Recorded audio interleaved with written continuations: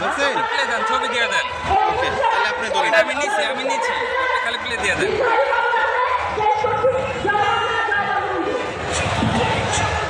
আমাদের মাঝে ইতিমধ্যে বিশাল মিছিল নিয়ে উপস্থিত রয়েছেন ঢাকা জেলা আওয়ামী লীগের বিপ্লবী সভাপতি বেনজির আহমেদ এমপি এবং বিপ্লবী সাধারণ সম্পাদক মনিরুজ্জামান তরুণের নেতৃত্বে একটি বিশাল মিছিল আমাদের মাঝে এসে উপস্থিত রয়েছেন। এখন সংক্ষিপ্ত বক্তব্য প্রদান করছেন বাংলাদেশ আওয়ামী স্বেচ্ছাসেবক লীগের বিপ্লবী সাধারণ সম্পাদক সাবেক তুখোর ছাত্রনেতা আফজালুর রহমান বাবু।